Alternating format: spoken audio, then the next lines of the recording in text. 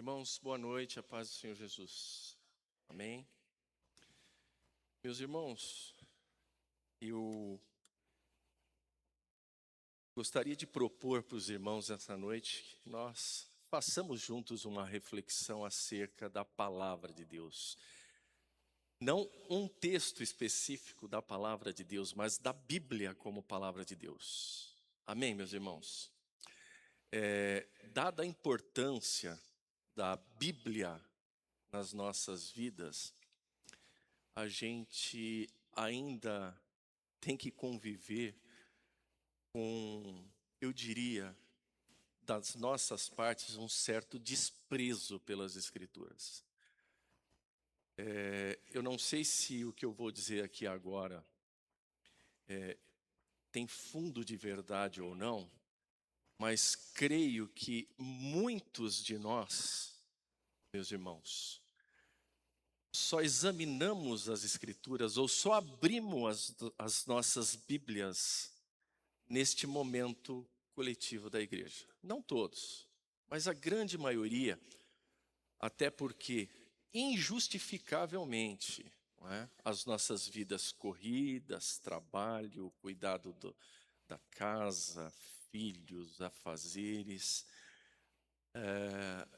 faz com que nós tenhamos o hábito de esquecer das Escrituras no nosso dia a dia, no nosso cotidiano, e a gente tem por recorrer às Escrituras quase que sempre, somente nos momentos dos nossos ajuntamentos de culto.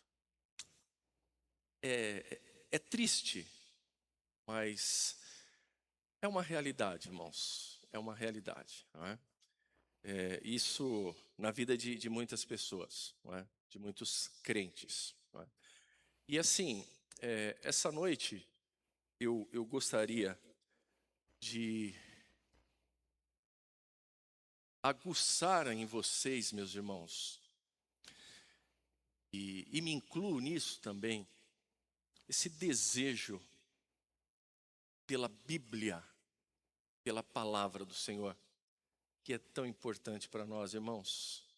Olha, e eu meditava hoje à tarde acerca disso, sozinho, e pensava nessa verdade, né? Do quão importante é a palavra de Deus para as nossas vidas. E, às vezes, ela não tem o devido lugar nas nossas vidas. Amém, meus irmãos? Eu quero realmente esta noite, de certa forma, trazendo algumas verdades acerca da palavra de Deus, da Bíblia, das Escrituras Sagradas, eu quero enaltecê-la. E com isso, irmãos, eu acho que vocês vão ter o mesmo sentimento que tive no decorrer desse dia de eu poderia valorizá-la um pouco mais, né?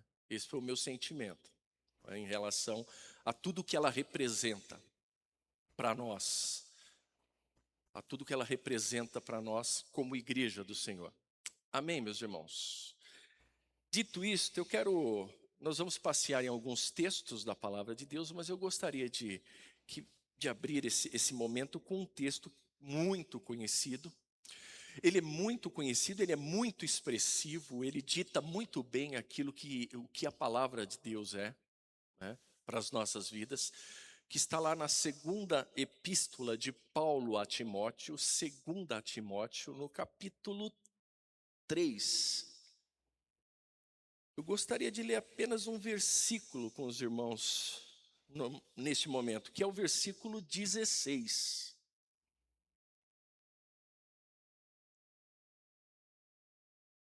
Versículo bem conhecido nosso, né, irmãos? Bem conhecido. Diz assim a palavra do Senhor: toda a escritura divinamente inspirada é proveitosa para ensinar, para redarguir, para corrigir e para instruir em justiça. Amém? Tem uma palavrinha diferente do nosso vocabulário aí, que é essa palavra redarguir, né? Vocês perceberam aí? Eu não sei como é que está aqui na... Então, essa palavrinha aí, redarguir, eu sei que às vezes a gente entende redarguir como repreensão, mas redarguir é muito mais que uma repreensão. O sentido real dessa palavra é convencer alguém do erro, né? Então, a palavra de Deus, ela é proveitosa para ensinar, para nos convencer do erro, e fazendo isso, não é? Ela vai nos corrigir e nos instruir, não é? Meus irmãos, vamos lá, falar um pouquinho sobre a Bíblia, a Escritura Sagrada, né? Só algumas curiosidades que eu quero passar para os irmãos. Primeiro é que a Bíblia, né, a palavra Bíblia em si vem de um termo grego, biblion, né? O que é isso? O que quer dizer? Esse termo grego, biblion, que é aplicado à Bíblia, esse conjunto de livros sagrados que nós temos, ele quer dizer rolo ou livro, tá? Esse termo é o diminutivo de biblos, que significa coleção de pequenos livros. Amém? Tudo bem? Tá? Então, irmãos, esse termo biblion, ele deriva-se originalmente de uma cidade lá na Fenícia que tinha o nome de Biblos. Olha que interessante. Bíblia tem uma ligação direta com o nome de uma cidade na antiguidade, lá na Fenícia, que tinha o nome de Biblos, não é? Esta cidade, ela era eu diria assim, uma cidade muito importante, antiga, né? E era um importante centro de reprodução de papiro. Eu quero explicar para os irmãos aqui. Eu sei que a grande maioria sabe do que se trata. Quando nós falamos das escrituras sagradas, né, os textos bíblicos, principalmente os textos bíblicos relacionados ao período veterotestamentário, lá no Antigo Testamento, então a Bíblia em si, ela foi escrita usando dois tipos de material. Foram dois materiais que armazenavam as escritas bíblicas, que não eram folhas, não é? Não eram papéis, não existia isso ainda, não é? Não eram folhas de sulfite que nem as minhas, muitas folhas de sulfite, não é? Mas elas eram armazenadas, os textos eram escritos e armazenados ou no papiro ou num outro material chamado pergaminho, não é? Então, o papiro era uma planta que crescia à margem dos rios, não é? Era uma planta meia brejeira, né? Dessas parecidas que nós encontramos nos brejos, e ela crescia muito, principalmente ali às margens do rio Nilo, lá no Egito. Então, as fibras desta planta, não é? Eles tiravam o caulezinho da planta, era uma planta que crescia, né? E o seu caule, ele era tirado, beneficiado, né? Era prensado, esse caule, seco, e ele ficava papéis, né? Como se fosse um material, uma placa, né? Como se fosse um material um pouquinho mais grosso do que o papel que nós conhecemos para escrita, não é? E as suas folhas eram cortadas, tiradas e prensadas até formar folhas onde se podia escrever com tintas, não é? E assim foi escrito os primeiros, não é? Trechos das escrituras sagradas, né? Inclusive, né, como eu disse aos irmãos, guardem isso, o papiro e o pergaminho foram os materiais usados para o registro das escrituras, da Bíblia, né? O papiro de origem vegetal, né, como eu já comentei agora com os irmãos, e o pergaminho de origem animal, né? O pergaminho era a pele do animal, né, o couro do animal, que também era beneficiado, geralmente couro de cabra, de carneiro ou ovelhas, não é? E, e depois de passar por um processo, ele também servia para armazenar os escritos, né? Agora, o nome pergaminho lembra a cidade de Pérgamo, lá na Ásia Menor, não é? Porque acredita-se ter sido originado esse material pergaminho lá em Pérgamo, e aí adotou-se o nome pergaminho, né? Agora, os textos, né, originais bíblicos, eles foram escritos nesses dois materiais. Amém, meus irmãos? A Bíblia, irmãos, a Bíblia ela é um livro incomparável, não é? É um livro incomparável, inigualável, não é? Nada se compara à Bíblia, nada se iguala à Bíblia, não é? Não existe, eu diria com muita certeza, que não existe nenhuma escritura religiosa que sobrepuja ao valor inestimável da Bíblia. Existem tantas obras, né, religiosas, eu poderia citar aqui como exemplo algumas obras pretensamente valiosas dentro do âmbito religioso no mundo, como o Alcorão, o Livro dos Mórmons e tantos outros, né? Mas eles não possuem as credenciais como as que autenticam a Bíblia.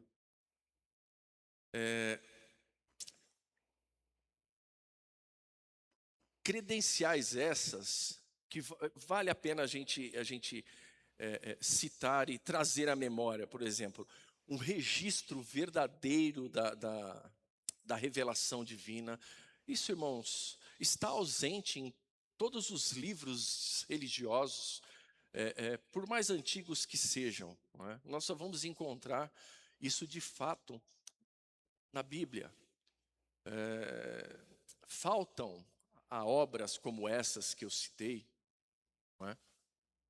Alcorão, Livro dos Mórmons e outros que não me veio à memória agora, faltam veracidade, exatidão, consistência e poder de vida que nós só encontramos na Bíblia. Amém, meus irmãos? A mensagem bíblica, ela é uma mensagem milenar e ela sempre operou eficazmente na vida do ser humano no sentido de transformá-la, não é? Irmãos, nós somos o registro mais real do poder transformador da palavra de Deus. Amém, meus irmãos? Seria inútil da minha parte tentar provar esse poder restaurador para os irmãos, porque vocês, cada um de vocês em particular, como eu também, provamos e temos provado deste poder transformador que nós só encontramos na palavra de Deus. Amém, meus irmãos? Eu acho que isso seria o bastante para que nós a valorizássemos um pouco mais. Mas tem muito mais acerca das Escrituras Sagradas, tem muito mais acerca da Bíblia. Quando falo aos irmãos que a Bíblia é uma obra única, quanto à sua singularidade, à sua imparcialidade, a Bíblia ela é uma obra de caráter divino, né? Porque ela tem a sua origem em Deus, né?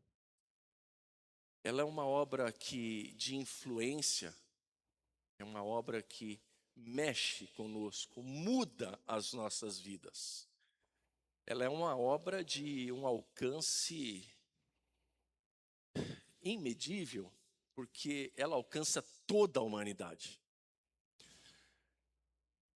Diferente de tantas outras obras que nós conhecemos, obras literárias, religiosas, né? E a importância da Bíblia, a sua importância histórica, a sua importância moral e a sua importância religiosa. Amém, meus irmãos? Imaginar o mundo sem a Bíblia é retrocedermos a Gênesis capítulo 1, versículo 2. Vocês sabem muito bem que está escrito lá. A terra era sem forma e vazia. Um mundo sem a palavra de Deus é o caos. Amém? É o caos. Este exame desta verdade pode ser feito no dia a dia das nossas vidas, quando observamos a vida daqueles que não têm as Escrituras como direção de vida, que não têm as Escrituras como a sua bússola. A gente observa caos na vida das pessoas. Falta da palavra de Deus. Amém, meus irmãos? A gente consegue provar algo diferente quando estamos reunidos, ou quando participamos de momentos em que todas as pessoas professam a mesma fé, todas as pessoas de fato amam as Escrituras Sagradas, valorizam as Escrituras Sagradas, porque aonde a Bíblia impera, há ausência de caos. Amém? E independente de circunstâncias. Independente de circunstâncias. Então, imaginar um mundo sem as Escrituras Sagradas seria realmente um caos. Imaginar o seu mundo sem as Escrituras Sagradas seria um caos. Imaginar o meu mundo sem as Escrituras Sagradas seria um caos. Amém, meus irmãos? O reformador francês, o João Calvino, reformador lá do século XVI, ele diz que as Escrituras são os óculos que nos permitem ver e focalizar as coisas, sem as quais seria muito confuso observar o mundo, sem as lentes da Bíblia. Amém? Meus irmãos, quando nós entendemos essas verdades de fato, é lógico que a gente valoriza um pouco mais a palavra de Deus, não é? Porque algumas perguntas surgem, é lógico, por que que a Bíblia é um livro único e incomparável? Ela tem muitas razões para se mostrar um livro único e incomparável. Por que que a Bíblia ela é única? Eu não sou muito bom com perguntas. Não tão bom quanto o pastor Nenê o faz. Mas eu perguntaria aos irmãos, por que que a Bíblia é única?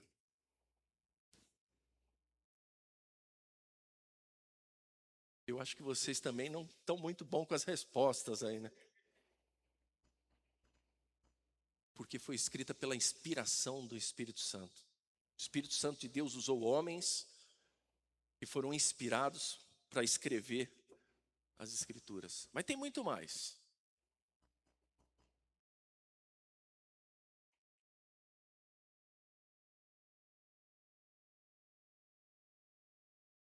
Boa. Olha lá, a Milena disse que ela é a única em que o próprio autor fala de si, né? E fala a outros, não é? Quem mais? Irmãos, tem tanta coisa que tornam a Bíblia única. Vamos lá. Inerrante, não contém erros nas Escrituras. Isso faz dela única, verdade. Uma Rose. Depois,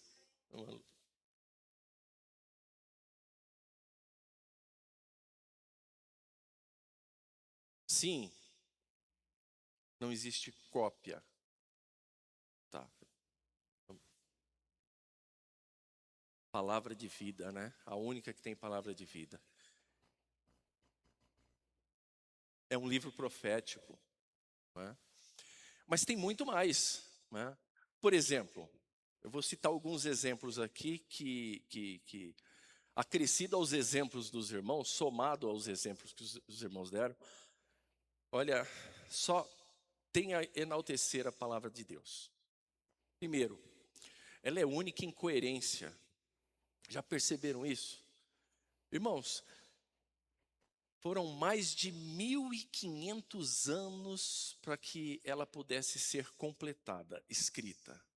O período de mais de 1.500 anos, não é?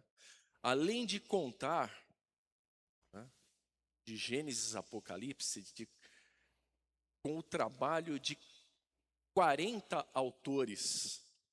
Olha só. Consegue enxergar a complexidade do negócio? 1.500, mais de 1.500 anos para ser completada. 40 autores diferentes, não é? E em diferentes idiomas ela foi escrita e também em diferentes lugares. E mesmo assim preserva a coerência. Uma outra coisa que torna a palavra de Deus, a Bíblia, única, é que ela é única em circulação. Irmãos, sabiam que ela continua sendo o livro mais distribuído no mundo? Não é? Distribuído porque, quando se fala sobre a distribuição da Bíblia, ele é um dos livros mais adquiridos, comprados e distribuídos no mundo. Olha que coisa. Isso torna a Bíblia única. A Bíblia é um best-seller. Nenhum outro chega nem perto do que é a Bíblia. Sabiam disso, irmãos? Olha a grandeza desse livro que nós temos. Olha a grandeza desse livro. Mas tem mais. A Bíblia, ela é única em número de traduções. Meus irmãos, vocês sabiam que a Bíblia completa, Antigo e Novo Testamento, ela já foi traduzida em 770 línguas diferentes? Línguas e dialetos diferentes? Pensa num negócio desse. Nós falamos, a não ser, pode ser que alguém aqui, os mais jovens são mais aplicados aos estudos, pode ser ter alguém aqui bilíngue, trilíngue, mas eu acho que a grande maioria de nós falamos malemalho português, uma língua. A Bíblia já foi traduzida, Antigo e Novo Testamento, ela completa em cerca de 770 línguas diferentes. Já pensaram nisso? Muitos de nós jamais imaginavam que existiam 770 línguas no mundo. Mas tem mais. O Novo Testamento, só o Novo Testamento, ele já foi traduzido em 1.140 línguas diferentes. Tem mais, hein? Tem mais.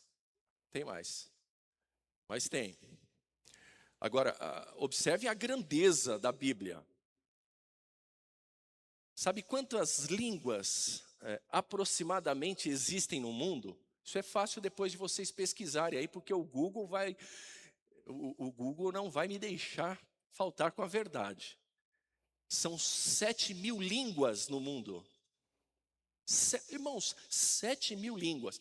Quando nós olhamos a proporção das traduções das Escrituras Sagradas, nas línguas em que elas já foram traduzidas, ela completa, e o Novo Testamento, a gente faz uma comparação aí, 770 línguas, a Bíblia completa, Novo Testamento traduzido em 1.140 línguas, mas existem 7.000 línguas no mundo, ou seja, irmãos, falta muito trabalho no que diz respeito à tradução das Escrituras. É um campo dentro do serviço da igreja muito carente ainda. É só nós fazemos a proporção, não é? 7.000 línguas no mundo. 7.000 línguas no mundo. Bíblia completa traduzida a apenas 770 línguas, ou seja, 10% das línguas do mundo tem a tradução completa da Bíblia. 90% não. É muita coisa, né?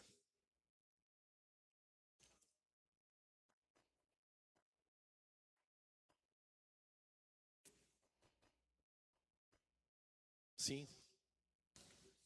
Escrever. Sim.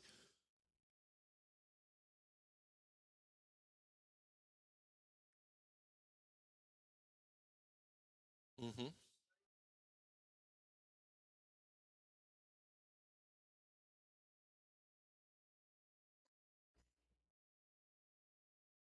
As pessoas escutam.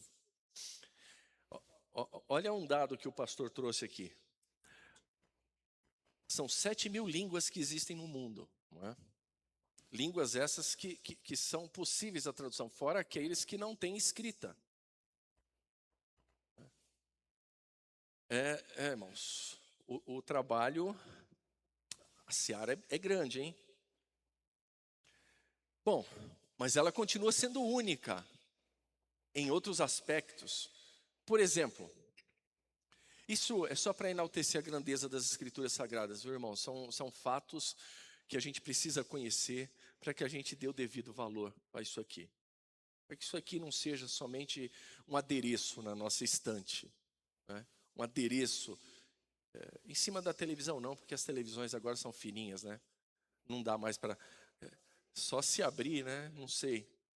Colocar em cima como antigamente, né? Não dá mais, né? Não tem mais televisão de tubo. Mas assim, essas verdades precisam de fato mexer conosco, irmãos, não é? A gente não pode se tornar insensível a essas verdades, não é? A Bíblia ela é única também em sobrevivência. Sobrevivência. Irmãos, percebam uma coisa. A Bíblia, ela foi feita em material perecível, não é? Mas suas cópias sobreviveram através dos tempos.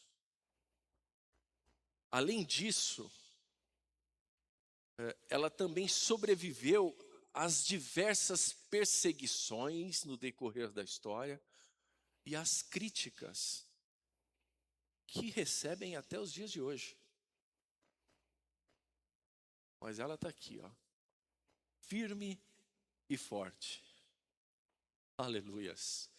É como se ela, além de falar conosco através da sua mensagem aqui, escrita, como se ela dissesse: olha eu aqui, tão grandiosa, me leia, abra-me. Mas ela continua sendo única em tantos outros aspectos, irmãos. Eu marquei aqui alguns, mas acho que se nós tivéssemos um tempinho para pensar, é muita coisa. Ela é única nos seus ensinos. A Bíblia fala sobre tudo. É, Ela contém muitas orientações práticas para a vida humana. Muitas orientações. Alguém disse que a Bíblia é o manual do céu de sobrevivência na terra.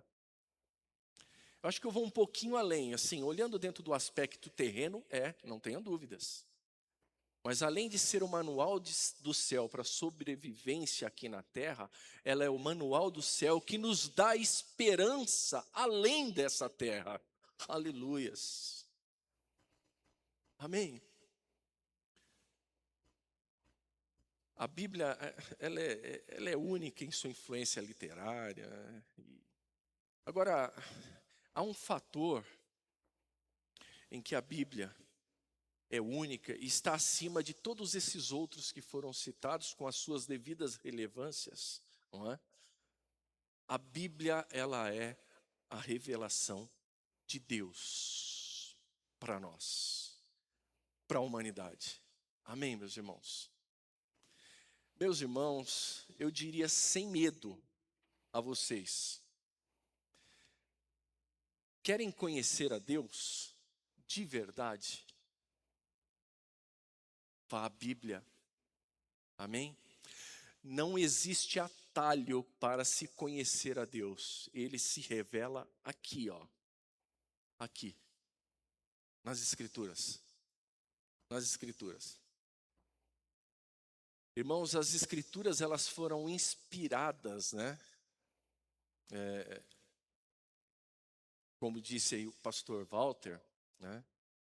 Deus inspirou homens, né? A fim de que nós recebêssemos um fiel registro de tudo o que Deus nos quis comunicar. Amém, meus irmãos? Tudo aquilo que Deus desejou comunicar à humanidade, Ele registrou aqui, na Bíblia. Eu sei que às vezes, né, Nenê, a gente quer saber além daquilo que está aqui. A gente é curioso mesmo, né? Às vezes a gente fica meio preso nas nossas respostas, né, Nenê? A gente estava num debate aí ontem, a gente conversando sobre um texto, e a gente ia aquele negócio confundindo. Mas calma, não vá além das Escrituras. O que Deus quis nos mostrar está aqui. Aí tem o texto lá, bonitinho, que a gente decorou, Deuteronômio 29, que Deus tem para nós, Ele revelou. Tem coisas que que não são para nós, então Deus não nos... Mas aquilo que Deus desejava que soubéssemos, está aqui, está nas Escrituras. Amém, meus irmãos? Está aqui na Bíblia, está na Bíblia. Nós temos outros meios, né, que Deus escolheu para mostrar-se a nós. Né? Eu quero falar um pouquinho agora a respeito desses outros meios, né, também. Mas, irmãos, nenhuma forma sobressai-se a própria palavra do autor, que é Deus, como a Milena disse. Né?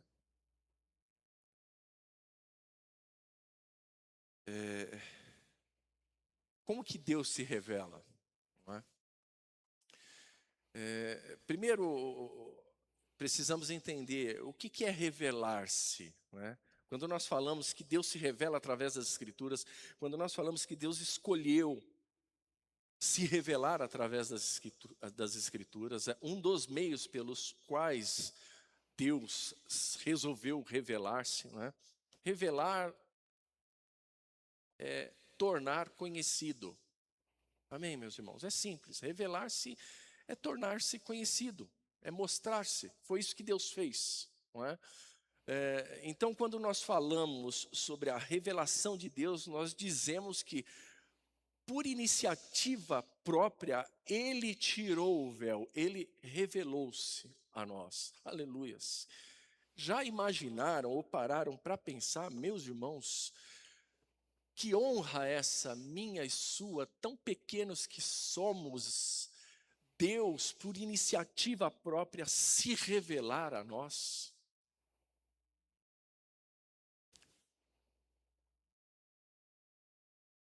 Aleluias.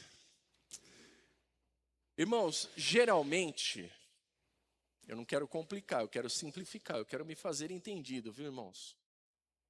Por favor, se eu estiver complicando, levanta a mão aí e fala, ó, seja mais simples nisso, fale de novo sobre aquilo, não entendi.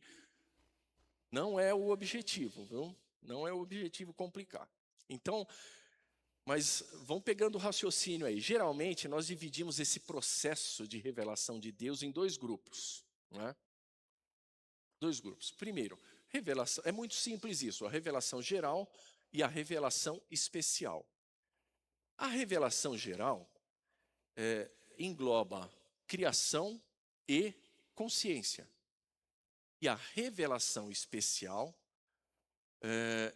inclui Jesus e a Bíblia. Amém? Jesus e a Bíblia são as revelações especiais de Deus. Mas Deus também se revela de outras formas, né? Na revelação geral, por exemplo, né? Eu queria que vocês abrissem as vossas Bíblias agora num texto que está lá no livro de Salmo, Salmo 19. Eu vou abrir com vocês aqui para nós lermos juntos. Salmo 19, versos do 1 ao 6.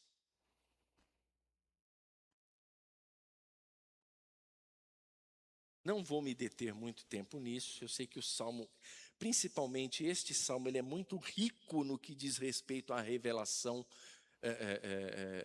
geral de Deus, que é a criação, mas eu vou só dar uma meditada rápida com os irmãos, tá bom? Então, o Salmo 19, versos 1 ao 6 diz assim: Os céus manifestam a glória de Deus, e o firmamento anuncia a obra das suas mãos. Um dia faz declaração a outro dia, e uma noite mostra sabedoria a outra noite.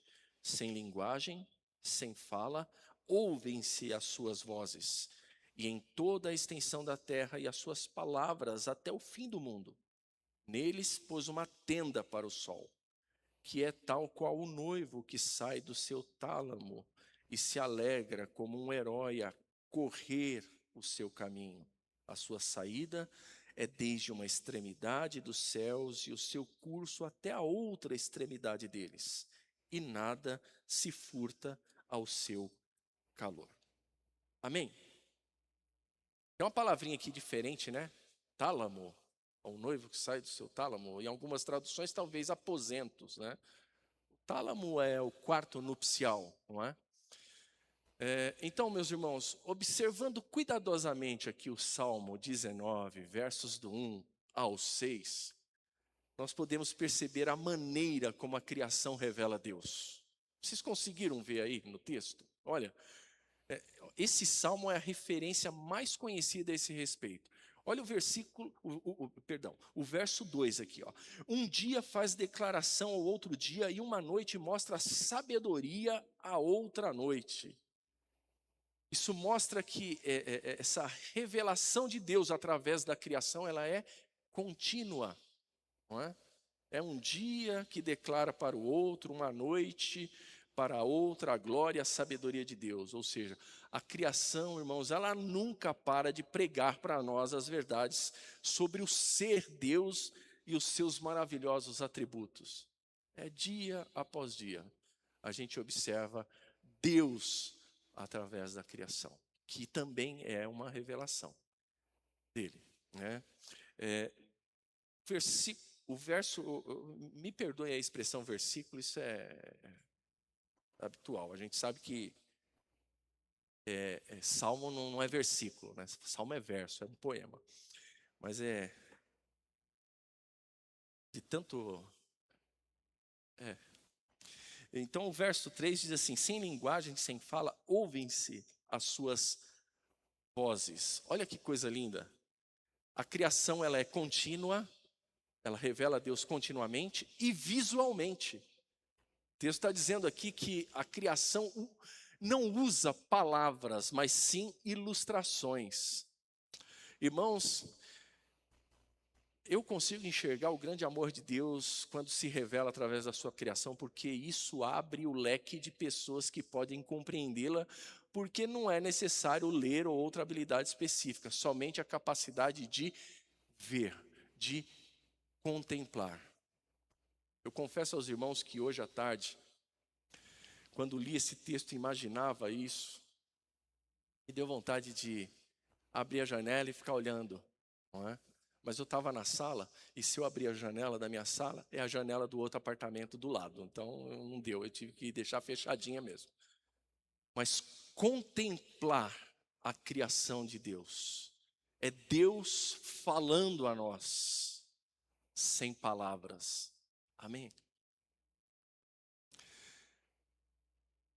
Olha o verso 4 aqui. Em toda a extensão da terra e as suas palavras até o fim do mundo, neles pôs uma tenda para o sol. Além de ser contínua, visual, a criação é Deus se revelando de uma forma abrangente. Está dizendo aqui o texto: toda a terra, sem exceção, pode ouvir a mensagem revelada de Deus pela criação.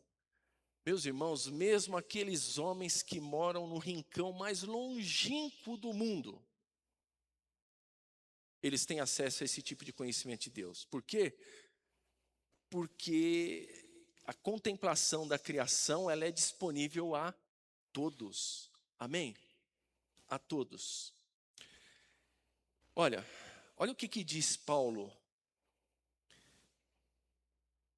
na sua epístola aos Romanos, no capítulo 1, versículo, agora versículo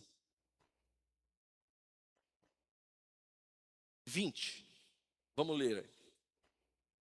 Capítulo 1, versículo 20. Todos acharam aí? Já foi projetado lá? Já. Diz assim: porque as suas coisas invisíveis desde a criação do mundo, tanto o seu eterno poder como a sua divindade, se entendem e claramente se veem pelas coisas que estão criadas, para que eles fiquem inexcusáveis, ou seja, não há desculpa, não é? Deus se revela através da sua criação, não é? É problemático dizer, por exemplo, que não houve o dedo de Deus na criação, não é? Ou afirmar que a criação é fruto de uma explosão, de um Big Bang, de alguma coisa assim do gênero, não é? É problemático. É problemático você acreditar que a destruição pode fazer algo tão perfeito assim, não é? Aí não dá nem para a gente começar a conversar, não é? É lógico que a criação remete a alguém muito superior, que nós conhecemos muito bem. Deus. Amém, meus irmãos? Deus. Dentro da revelação geral, é a criação e tem também uma outra questão que é a consciência humana, não é? Ainda aqui em Romanos, já que nós estamos abertos na epístola de Paulo aos Romanos, capítulo 2, eu quero ler com os irmãos os versículos 14 e 15. Romanos, um pouquinho mais à frente aí. Capítulo 2, versículos 14 e 15, diz assim: porque quando os gentios que não têm lei fazem naturalmente as coisas que são da lei, não tendo eles lei, para si mesmos são lei, os quais mostram a obra da lei escrita em seus corações, testificando juntamente a sua consciência e os seus pensamentos, quer acusando-os, quer defendendo-os. Não é? O que Paulo está dizendo aqui? Olha, esse é um texto clássico para nos ensinar que Deus plantou na mente do homem um conhecimento intuitivo, né? O que é a intuição? É o ato, a faculdade de saber o que é certo, de perceber e discernir o que é certo ou errado, né? A respeito da sua existência. É lógico, irmãos, que Deus plantou isso, e isso é uma forma de Deus se revelar através da nossa consciência, não é? Imagine que nós conhecemos e o mundo está cheio de pessoas que não conhecem a Deus e não servem a Deus. Mas, contudo, essas pessoas conseguem ter o discernimento do que é certo e do que é errado. Algumas delas até se deixam, não é, levar a fazer o que é certo, o que é correto, mesmo sem ser crente. Da mesma forma que tem um monte de crente fazendo coisa errada. Falando baixinho, que é só para nós aqui, quem escutar, né? Mas vamos continuar aí, mantendo a aparência, tá? Assim, então tem gente que não é crente que faz as coisas certinhas, que anda direitinho, não é? Cumpre os seus deveres, não prejudica o outro, não é? Ele tem esse discernimento, ele tem essa faculdade, ele sabe perceber, não é? Discernir o certo do errado. Isso foi Deus que colocou no ser humano, não é? É lógico que não é um conhecimento detalhado de quem é Deus, não é? Não é. Mas esse conhecimento de discernir o que é certo e errado, todo mundo tem. Precisa ser crente em Cristo Jesus para saber o que é certo e o que é errado. Amém, meus irmãos? Não é? Não é isso? Então, o que Paulo está dizendo aqui nesse texto, nesses 2 versículos do capítulo 2 de Romanos que lemos, o 14 e o 15, é que os judeus, eles tinham a lei escrita. Ele vai falar um pouquinho mais acima nesse texto do capítulo 2. Enquanto os gentios, eles têm a lei inscrita, ou seja, escrita interiormente em si mesmo. Não é? É mais ou menos essa a ideia. A consciência, irmãos, a consciência também é um modo de revelação abrangente, porque ela é inata, não é? O que é ser inato? O indivíduo nasce com ela, todo mundo nasce consciente. Amém? Isso é uma forma que Deus usa também para se revelar. E isso é a revelação geral de Deus. Criação, consciência. Amém? Agora, a revelação especial de Deus, Jesus e a Bíblia, não é? Eu vou falar um pouquinho de Jesus, que a gente já vai encerrar. A semana que vem nós vamos ter uma segunda parte, porque aí a gente entra nas Escrituras e vamos conhecer um pouquinho mais das Escrituras, né? Então, Jesus Cristo, ele é a revelação especial de Deus, não é? Se nós usássemos somente os primeiros versículos da Epístola aos Hebreus, no capítulo 1, já seria suficiente, nós teríamos material suficiente para comprovar essa verdade. Vamos lá para Hebreus? Epístola aos Hebreus.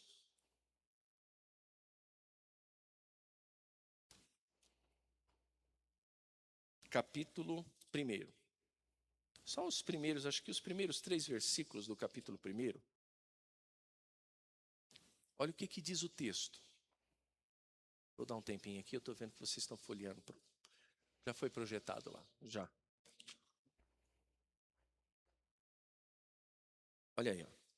Havendo Deus antigamente falado muitas vezes e de muitas maneiras aos pais pelos profetas, a nós falou-nos nesses últimos dias pelo Filho, a quem constituiu o herdeiro de tudo por quem fez também o mundo, o qual, sendo o resplendor da sua glória e a expressa imagem da sua pessoa, e sustentando todas as coisas pela palavra do seu poder, havendo feito por si mesmo a purificação dos nossos pecados, assentou-se à destra da majestade nas alturas. Amém? Então, o texto está dizendo aqui que Jesus é o meio pelo qual Deus fala conosco. Não é?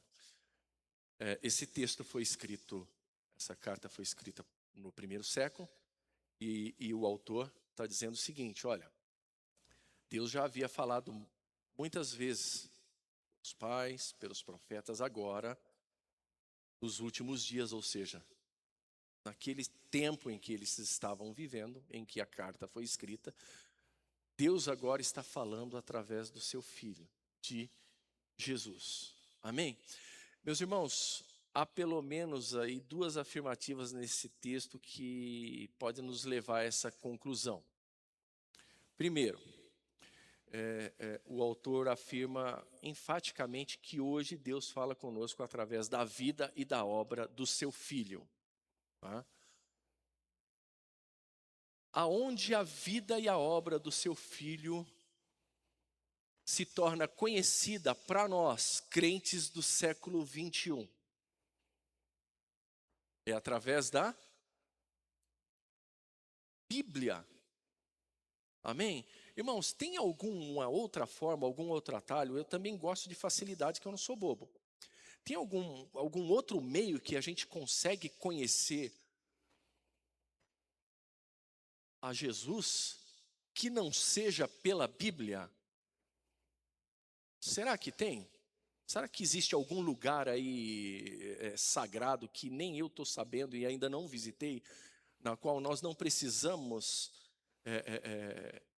ter este encontro com as Escrituras para conhecermos Jesus? Será que tem? Eu não conheço, eu desconheço, não é? Então, o que o autor está dizendo é que Deus, hoje, fala conosco, se revela a nós através da pessoa do seu Filho Jesus, a qual nós encontramos através das Escrituras. Saibam, e eu vou falar um pouquinho mais sobre isso na semana que vem, que toda Escritura, ela, em sua totalidade, ou ela aponta para Jesus, ou ela já mostra Jesus depois da sua vinda, da sua primeira vinda, tá? Tudo é a respeito de Cristo. Amém, meus irmãos? Tudo é a respeito de Cristo. Se Deus fala hoje através de Jesus, é aqui que nós vamos encontrar Deus falando conosco. Amém? Amém, meus irmãos?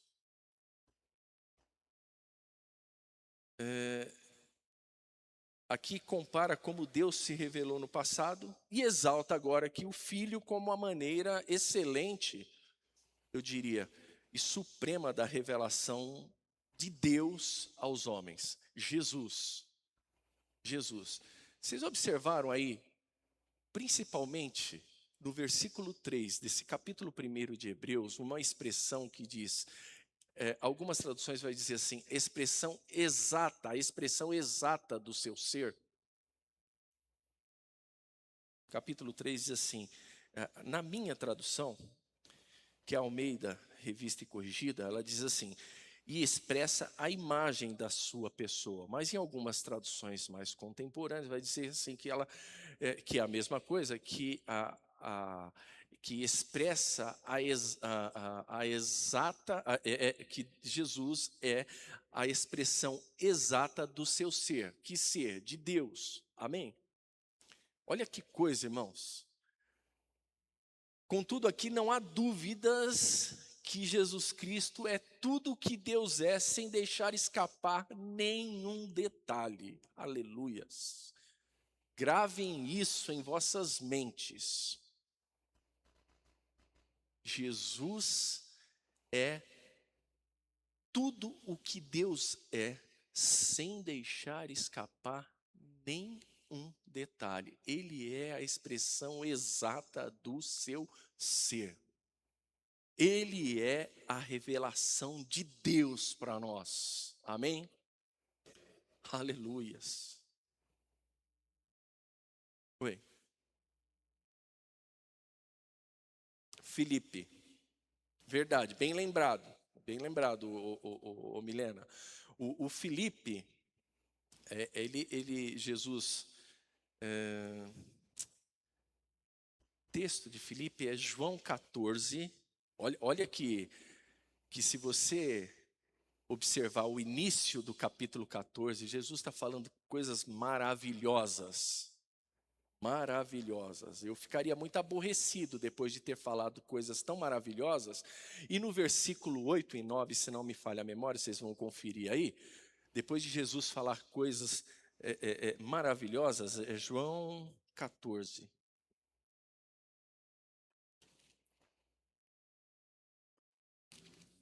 Olha o que o Filipe nos faz aí, né? João 14. Jesus está falando, né? O 7 também, né? Então Jesus está falando aqui, aquele texto muito conhecido, não se turbe o vosso coração, credes em Deus, credes também em mim, na casa do meu Pai há muitas moradas, se não fosse assim eu vos teria dito, vou preparar-vos lugar, e se eu for e vos preparar lugar, virei outra vez e vos levarei para mim mesmo, para que aonde eu estiver estejais vós também, mesmo vós sabeis para onde eu vou e conheceis o caminho. E disse-lhe Tomé, Senhor, nós não sabemos para onde vais, e como podemos saber o caminho? Disse-lhe Jesus, eu sou o caminho, a verdade e a vida, ninguém vem ao Pai senão por mim. Olha quanta revelação maravilhosa da parte de Jesus. Você imagina Jesus pregando para esse grupo seleto que ele escolheu, isso, ouvindo isso. Aí o versículo 7, Jesus diz assim: se vós me conhecesseis a mim, também conheceríeis a meu Pai, e já desde agora o conheceis, e o tendes visto. Aí vem o Filipe com a deixa, né? Com essa máxima. Senhor, mostra-nos o Pai, é o que nos basta. Dá para ficar bravo, né? Estou falando coisas profundas, revelando, e o camarada está aqui. Então mostra-nos o Pai. Tudo isso está bom, mas o que eu quero mesmo é que você mostre o Pai. O que Jesus fala para ele? Filipe, você tem estado comigo tanto tempo. Não é de agora, rapaz. Não foi hoje que você me conheceu, nem ontem. Você tem andado comigo e você ainda tem a petulância de dizer, mostra-nos o Pai. Essa petulância, essa frase um pouco mais agravada, é eu me colocando na condição de Jesus e vendo o Filipe e vontade de pegar o Filipe, né? Aí o que Jesus diz assim, olha, eu estou há tanto tempo convosco e não me tendes conhecido, Filipe. Quem me vê a mim, vê o Pai. E como tu dizes, mostra-nos o Pai. Olha aí. Irmãos, Jesus é a revelação de Deus para nós, né? João 10:30, Jesus diz assim, eu e o Pai somos um. Né? Então, as Escrituras, elas registram o seu ministério e o seu próprio ensino sobre como conhecer a Deus e se apresentar como Deus, e isso está na palavra de Deus. Amém, irmãos? Essas preciosidades, essas coisas lindas, maravilhosas, esse benefício para as nossas vidas está aqui na Bíblia. Na Bíblia. Eu tenho convicção de que nós, e me incluo nisso, de que nós não vamos pegar nisso aqui só domingo na hora do culto. Eu tenho convicção que nós vamos fazer valer o lugar da revelação especial de Deus nas nossas vidas.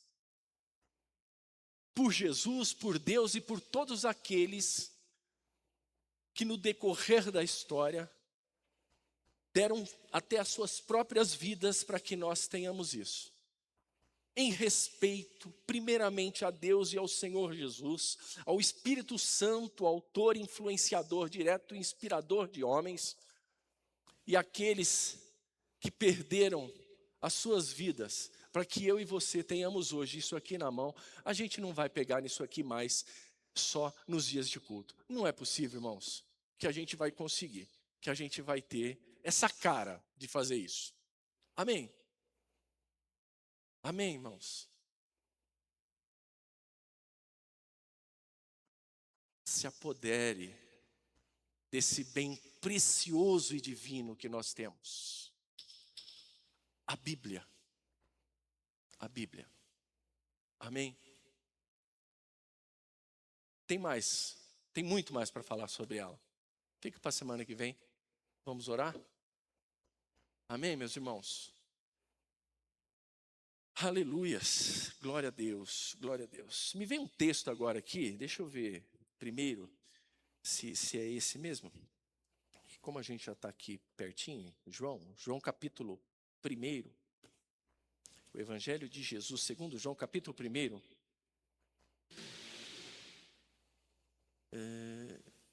versículo 18, deixa eu ver aqui se é isso mesmo, é isso? Ah, tá. Só para acrescentar essa verdade aqui. João capítulo 1, versículo 18, diz assim, Deus nunca foi visto por alguém, nunca. O Filho unigênito que está no seio do Pai, esse o fez conhecer. Amém? Jesus. Não é? Quando olhamos para Jesus, olhamos para Deus. Quando olhamos para as Escrituras, olhamos para Jesus. Amém, meus irmãos? Vamos orar?